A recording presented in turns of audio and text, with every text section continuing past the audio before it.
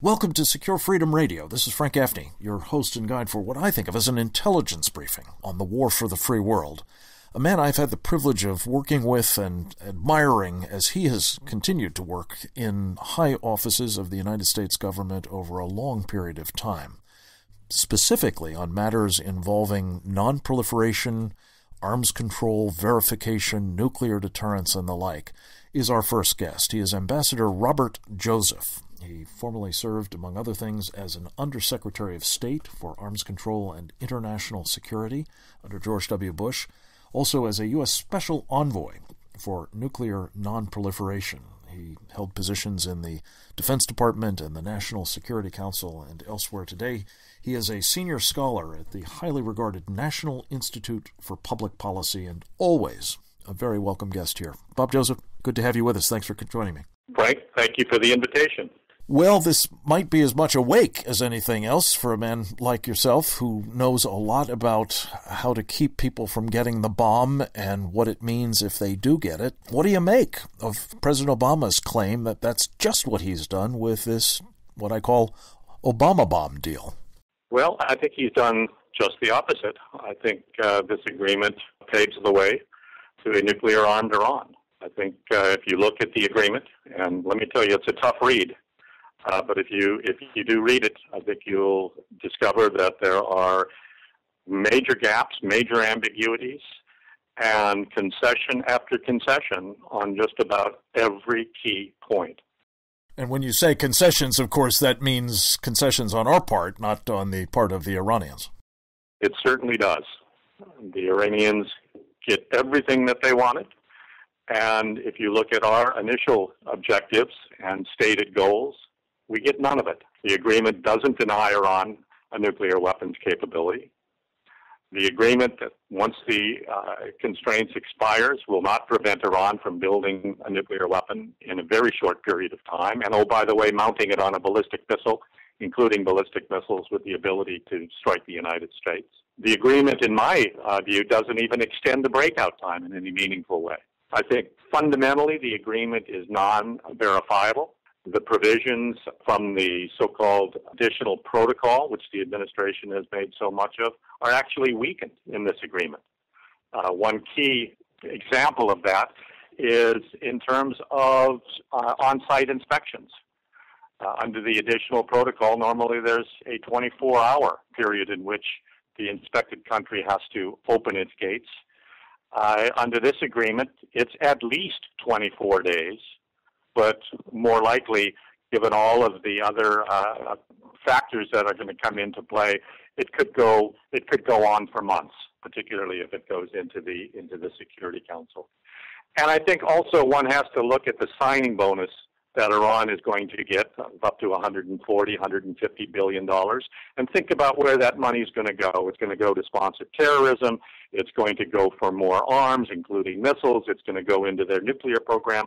This agreement achieves exactly the opposite of what it is intended to do.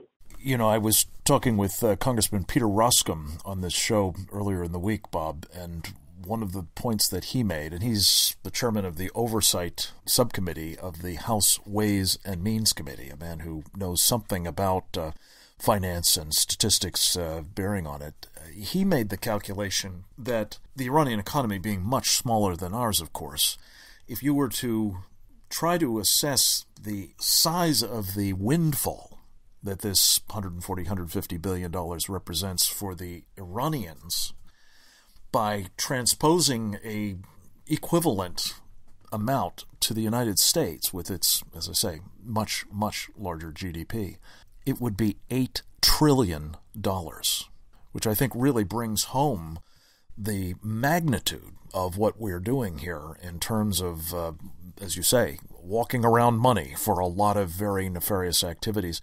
But let me ask you, and again, you're a serious student of these matters as well as an accomplished practitioner of them.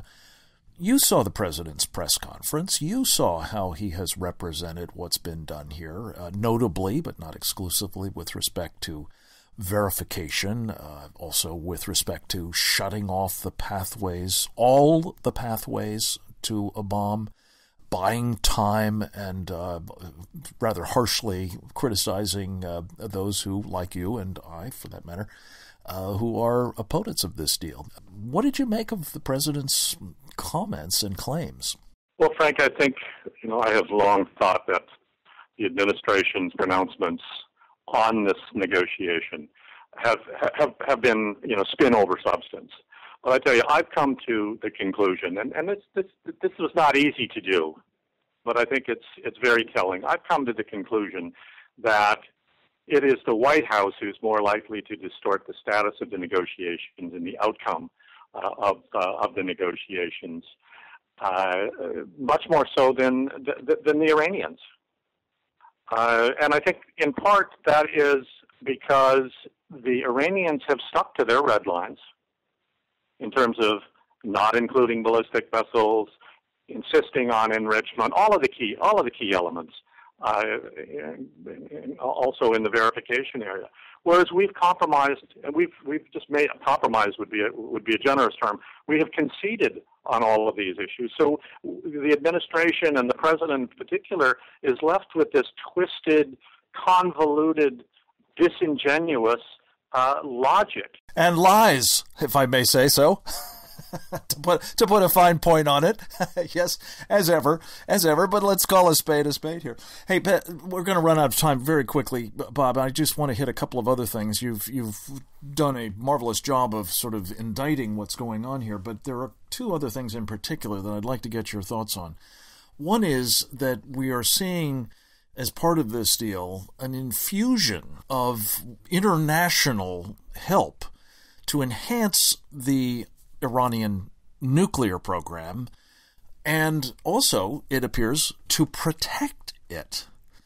And it seems, at least from a reasonable reading of the deal, that if the International Atomic Energy Agency says the Iranians are not currently involved in a nuclear weapons program, the time for removing the sanctions or embargo on conventional arms, importing and exporting, and the ballistic missile program can be greatly truncated.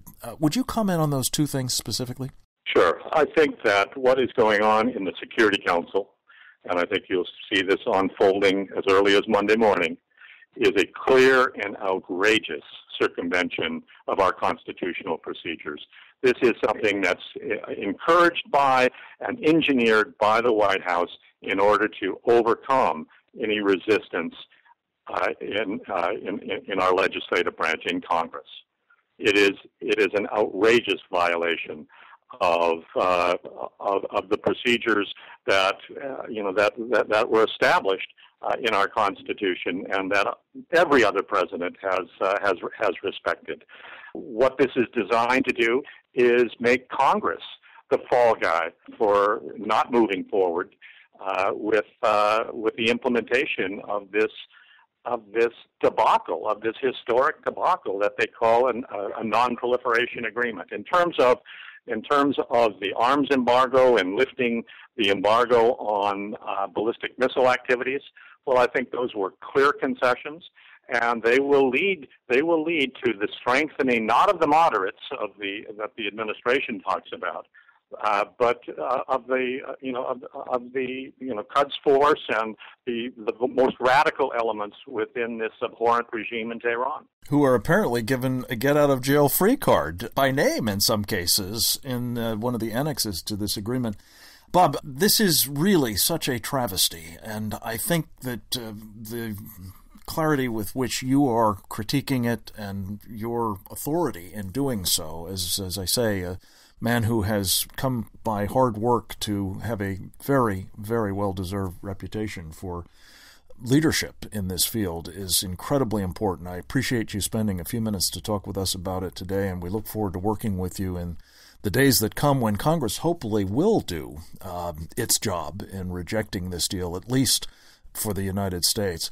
Thank you so much, my friend. Keep up the good work at the National Institute for Public Policy and come back to us again very soon. Next up, Dr. Arthur Brooks of the American Enterprise Institute on his new book, The Conservative Heart. That and more straight ahead.